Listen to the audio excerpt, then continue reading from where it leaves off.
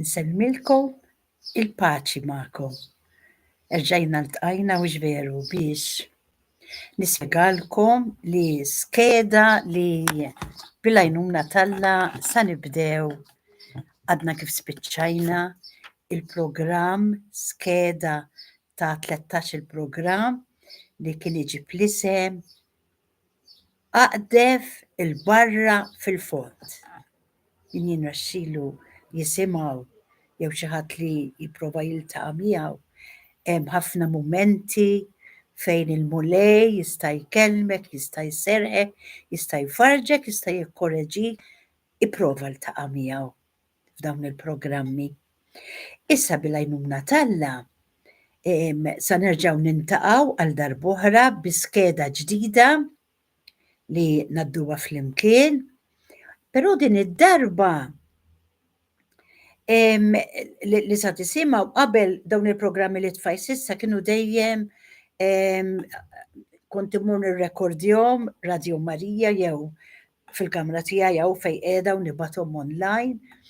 Imma dan kien programm xandira diretta u kelli mistiedna miegħi lir-Romina li għal ħafna li jisimgħu Radio Marija m'għandix bżonn ta' introduzzjoni Romina, għax hija volontiera li tagħti ħafna kontribut bil-ħeġġa u bil-imħabba.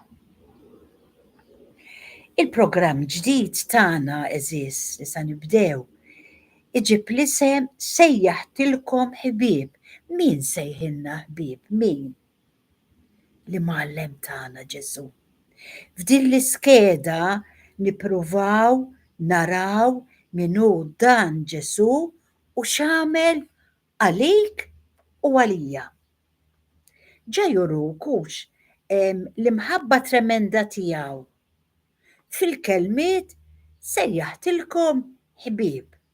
Insibu dawn iż-żewġ kelmiet li jferħulek lil qalbek fil-Vanġelu ta' Ġwanni, kapitlu 15, vers 15. Hekk insibu lil dan Ġesu li Mgħallem tagħna fil-ħajja pubblika tiegħu.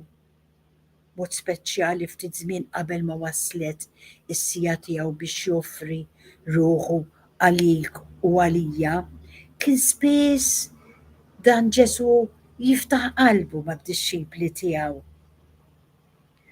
U f'din l-iskeda ta' programmi li ġejja eżis, irrid lili u lilek biex magħna jiftaħ qalbu jixtieq. Kien spiss itenni dan Ġesu kliem ta' faraġġ lill-apostli u lill-folla miġbura madwaru. Imma llum propju irid jerġa' itennihom dawn il-kliem ta' faraġġ lili u lilek. Isimgħu xi wħud minnhom dawn is-sentenzi li jikkommovuk li ħarġu minn fom li Mgħallem tagħna Ġesu meta kien hawn fostna. Għallhom tħallux qalbkom titħawwad darb'oħra. Għallhom f'dar missieri hemm ħafna għamajjar, mela hemm amara għalik ukoll. Sentenza oħra li tferħek. Sejjer inħejjilkom post. Għallhom ukoll issa tinsewx illum qed jgħidhom lilna dan il-kliem. Qal fejn inkun jien nixtieq li tkunu intom ukoll. Araw xi kliem ta' kuraġġ. Qal ukoll tibżawx, ma nħallikomx il-tima. Jien dalwaqt nitlaq imma ser nitlob lill-missieri qal u jagħtikom avukat.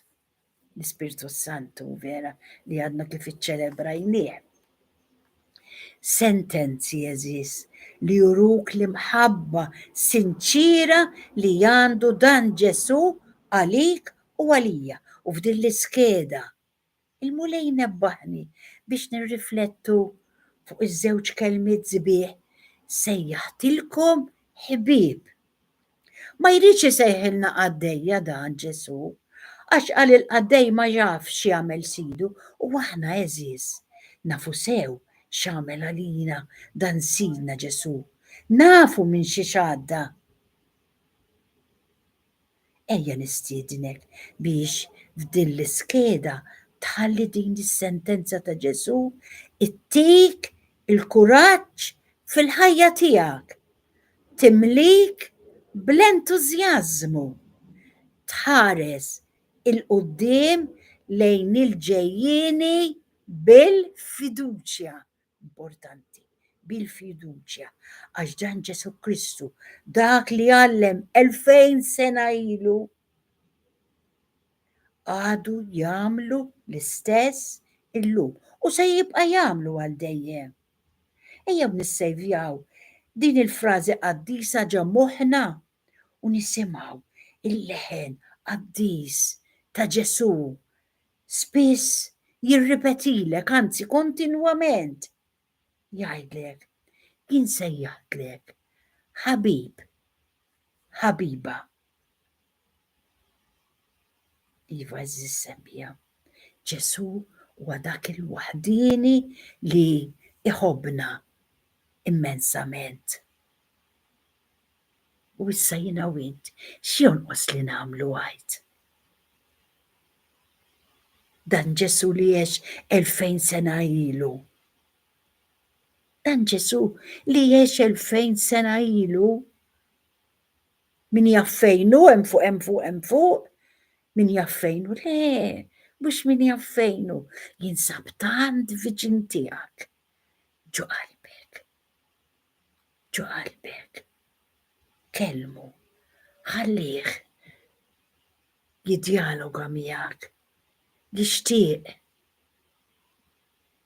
li inti tagħti każ tiegħu, ma jisfurzakx.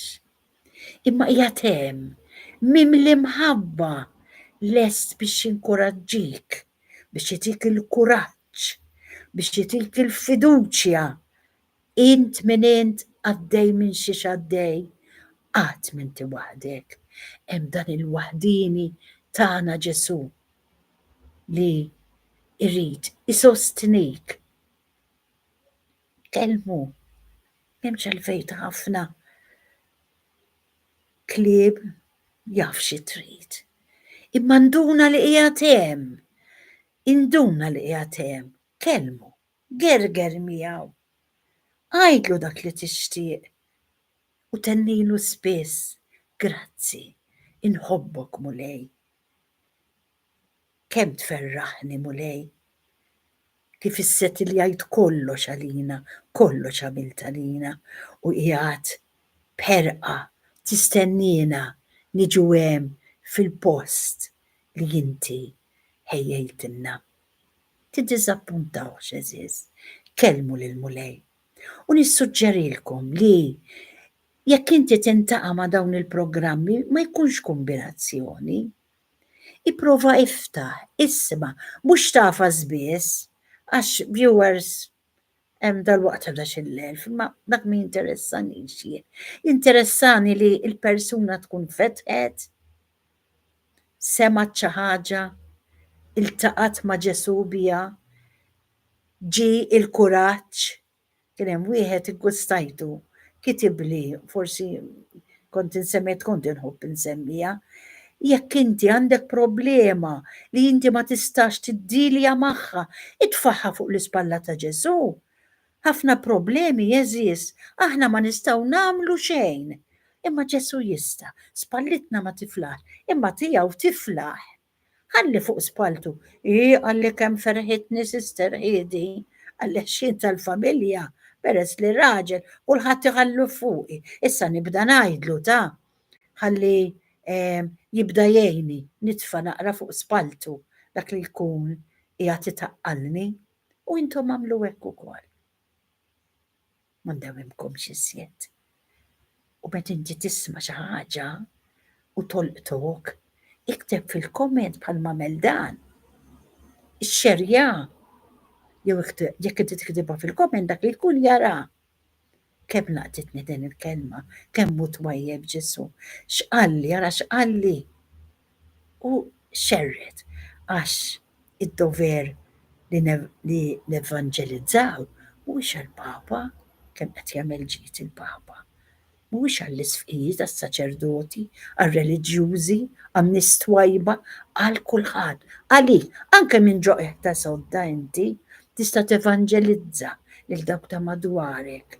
Tajt ħa nitkellem iżjed bil-ħlewwa, ħa naċċetta lil dawk li qegħdin jaqduni, ħanfaħħar u nirringrazzja lil carers lil dawk li qegħdin jagħmluli l-ġid.